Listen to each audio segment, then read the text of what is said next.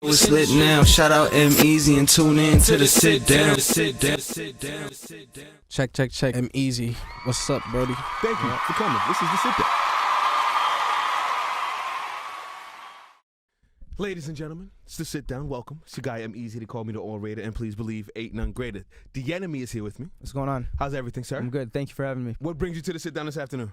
Promoting my current single, Winning at the Races. What is it called? Winning at the Races. Winning at the races. yeah. So you're gambling. No.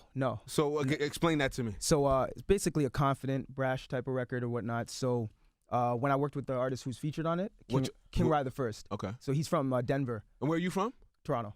Oh, Yeah. from the 6. Yeah. Oh, I just thought it was Drake and what's his name, Tory Lanez? That's hilarious. I'm kidding. That's- I'm kidding. no, I'm it's all kidding. good. I'm kidding. That's okay. So before we go on, what is it like in the 6? Because I'm going to Toronto soon. Are we talking about currently or before or like what? How you see the 6? How Okay, you? so like growing up for me Uh-huh. was it was known as the Screwface Capital. I don't know if any of you guys ever heard of that. I never heard of that. Why? Like a lot of like hate, like a lot of things like it's Screwface, like you screw So their is face that why up. Tory and Drake were? I think Tory had referenced that one time about it being the Screwface Capital, but it's just like a thing, right? It was like an energy going on with the city. I for me personally, I experienced it in music. I'm not in no street stuff or nothing like that, but I would say in music, definitely Okay. you get like that animosity. So I think that like people coming out of there, they know about that. It's just the artists that come out now. I don't think they want to bring that energy to that anymore. Like they call it the 6 now. It's a new energy, but at the time it was definitely. Why do you think that is?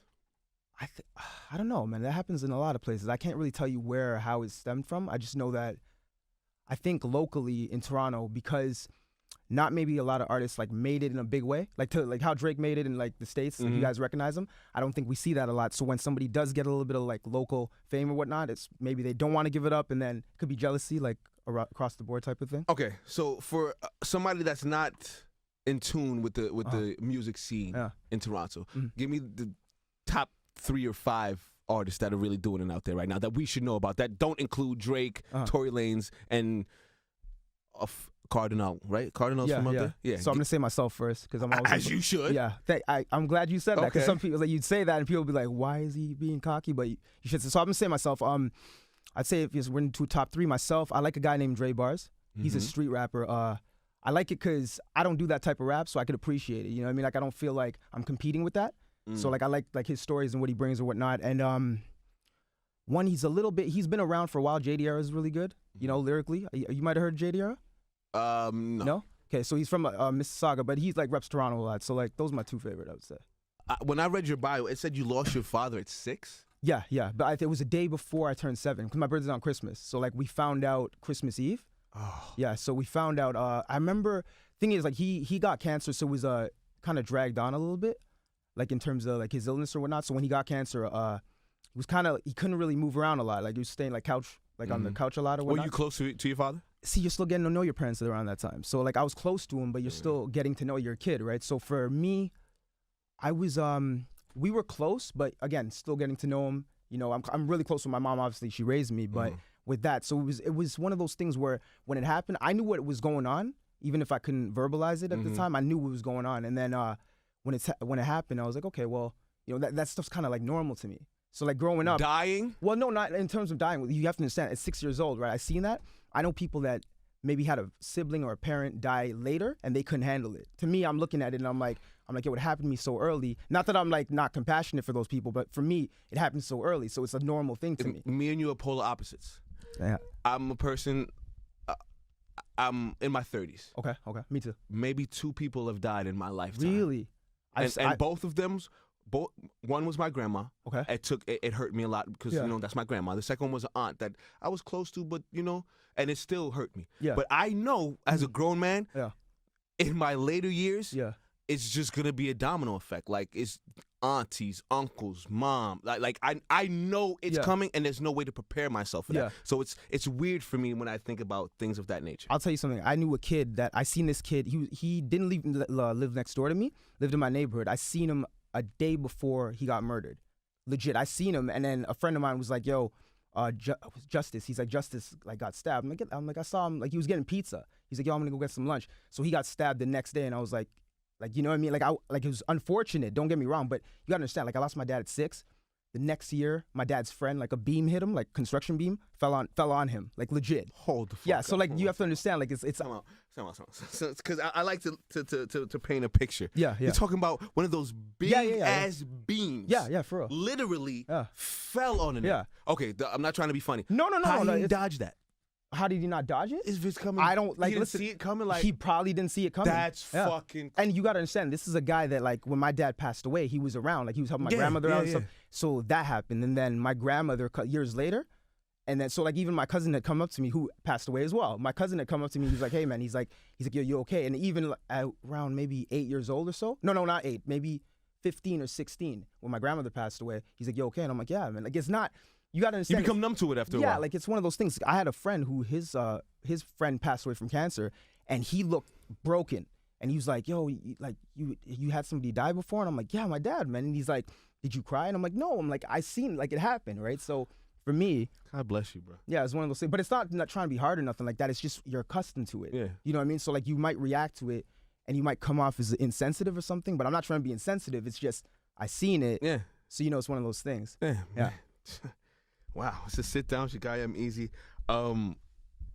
Let's get off death. Yeah, let's get off that.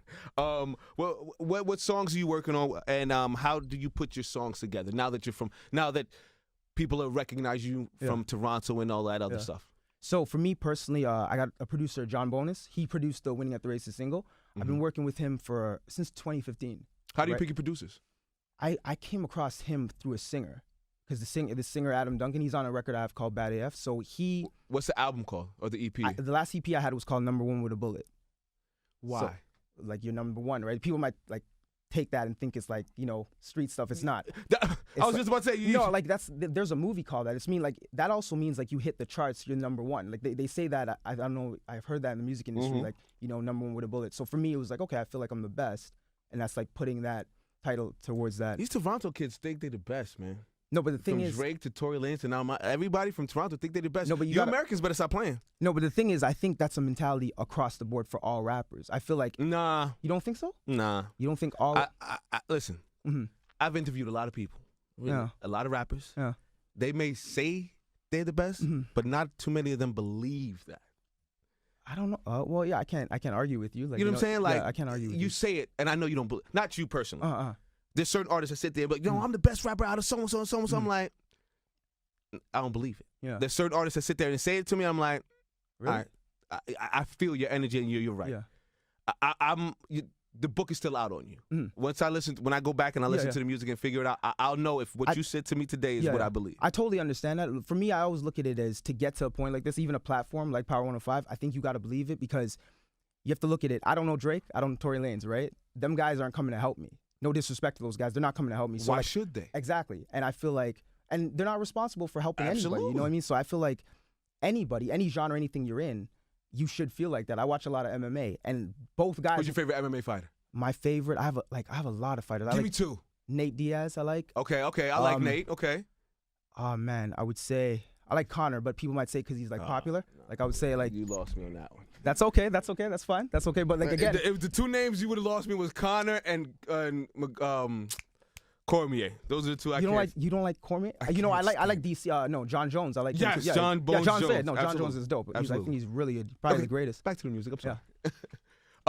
So go ahead. Talk to me about the music. What you were saying? So basically, in terms of the producer thing, what I did is I found him through a singer, right? So with me, I like this producer because he taught me a lot in terms of making a record. Like in terms of singles are a little bit different than just like freestyles and things like that. Singles are a little different because they're more fine-tuned.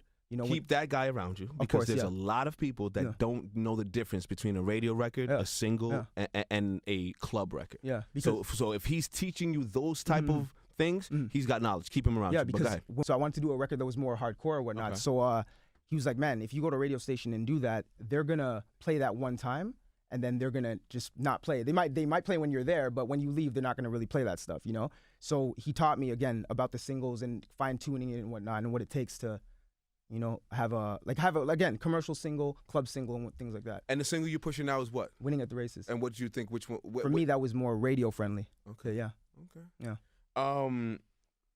Would I be able to get some acapella bars from you? Yeah, sure. So, ladies and gentlemen, from Toronto, the NME is here about to give you some bars. Let's hear it. All right. Check it. Look. Them thoughts flying, get caught in the fucking eye with a 4-iron 4 times. I done caught fire, the boy ain't lying. I'm more inclined to say orange rhymes with 4-inch more than spill a gun bar that I never wrote that was written for me. Now back to this shit. This is the thing I really live for. That off the rip, give a fuck how you look when doing this, or that Daz Dillinger syllable spit rap practitioner mixed with Ryan Montgomery's wit.